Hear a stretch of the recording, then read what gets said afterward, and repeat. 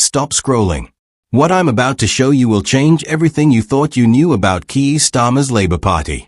Because 3 days ago, a document landed on my desk that has Westminster in absolute chaos. We're talking nuclear-level political destruction, and the establishment media is desperately trying to bury it. Welcome back to the channel The British Tribune. Hit the like and subscribe button if you haven't done that yet.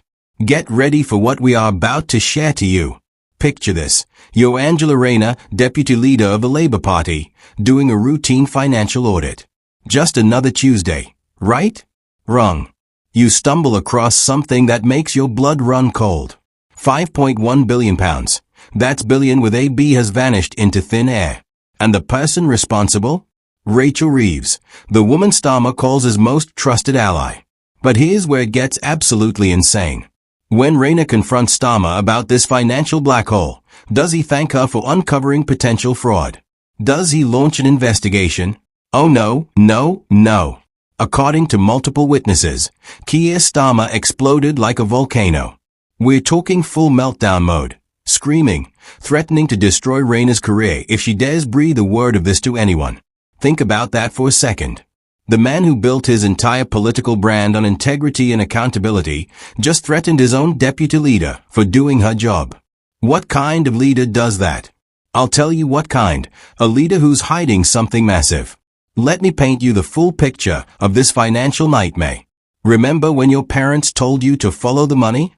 Well, that's exactly what Rayner did, and what she found was absolutely staggering.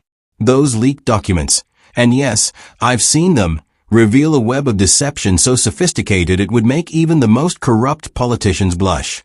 We're talking about money that was supposed to fix your local schools, reduce NHS waiting times, and repair crumbling infrastructure. Instead, it disappeared into something called a Development Acceleration Fund. Sounds official, right? Sounds legitimate? Well, here's the kicker. When investigators tried to trace where this money actually went, they hit a brick wall. The projects didn't exist. The contractors were ghosts. The supplier IDs were duplicated. It's like someone took £5 billion and threw it into a black hole. Now, I know what you're thinking. Surely this is just a massive administrative error, right? That's exactly what Rayner thought at first. But when she started digging deeper, the truth became crystal clear. This wasn't an accident. This wasn't a mistake. This was systematic, calculated, and absolutely deliberate. The leaked emails tell a story that reads like a political thriller. Reeves quietly authorizing transfers without parliamentary oversight. Money moving through shell companies faster than you can say financial fraud. And the beautiful irony? The same Keir Starmer who spent years prosecuting financial crimes is now at the center of the biggest financial scandal in modern Labour history. But wait, it gets worse. Those private consulting firms that receive chunks of this mystery money, they are not random companies. They are connected to major Labour donors. One of them literally sits on the party's campaign finance board. We're not just talking about missing money here. We're talking about a full-scale money laundering operation disguised as legitimate party business.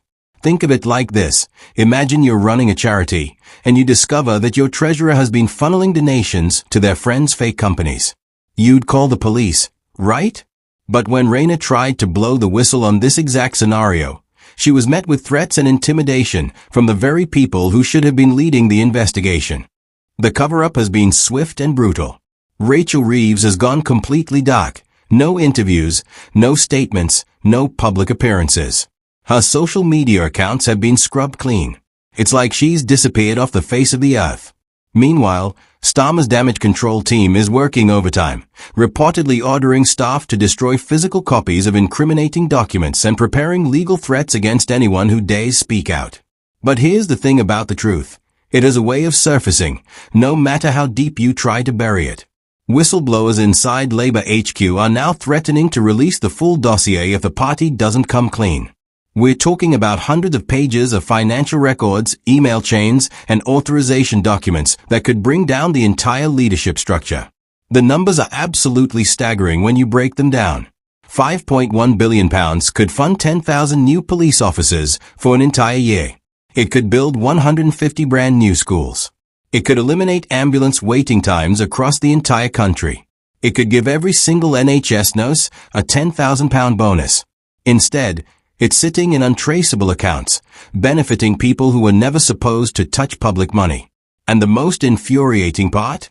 This is the same Keir Starmer who called Boris Johnson unfit for office over a birthday cake during lockdown. The same man who built his entire opposition strategy on demanding higher standards from government. The same politician who promised to restore trust in politics. The hypocrisy is so thick you could cut it with a knife. Labour Party members are absolutely furious. Union leaders are demanding immediate answers. Rayner's allies are circling the wagons, preparing for what could be the biggest leadership challenge in the party's modern history. The base that elected Starmer is now questioning everything they thought they knew about their leader. But Starmer is trapped in a web of his own making. If he throws Reeves under the bus, the investigation could lead straight back to his office. If he protects her, he looks complicit in the cover-up. Every option leads to political suicide, and his desperate attempts to control the narrative are only making things worse. The establishment media is trying their best to ignore this story. BBC, Sky News, The Guardian, they are all conspicuously silent about the biggest financial scandal to hit Labour in decades. Why? Because they are terrified of what this means for their carefully constructed narrative about Starmer being the responsible adult in British politics. But we're not staying silent. The truth deserves to be heard, and the British public deserves to know exactly what their potential future leaders are capable of. This isn't just about Labour Party internal politics. This is about the integrity of our entire democratic system. The leaked documents are just the beginning. Sources close to the investigation say there are more revelations coming, potentially implicating other senior figures in what's being described as the most systematic financial fraud in modern British political history. We're talking about a conspiracy that goes right to the heart of how political parties operate in this country. So what happens next? Well, that depends on whether Starmer can contain this fire before it burns down everything he's built. But with whistleblowers preparing to go public, unions demanding transparency, and his own deputy leader potentially ready to lead a revolt, the clock is ticking faster than he can control. This is the scandal that could reshape British politics forever. The question isn't whether more revelations are coming. It's how many more bodies will be buried before this is over. And if you think the establishment media will tell you the truth about what's really happening behind closed doors, you're living in a fantasy world. The £5.1 billion question is simple. What did Keir Starmer know? When did he know it? And how far will he go to protect the people who could destroy his career? The answers to those questions could determine not just the future of the Labour Party, but the entire trajectory of British politics for the next decade. Stay tuned, because this story is far from over, and what we uncover next will shock you to your core. If you enjoyed the video, please like, share your thoughts in the comments, and don't forget to subscribe to the British Tribune channel. Thank you.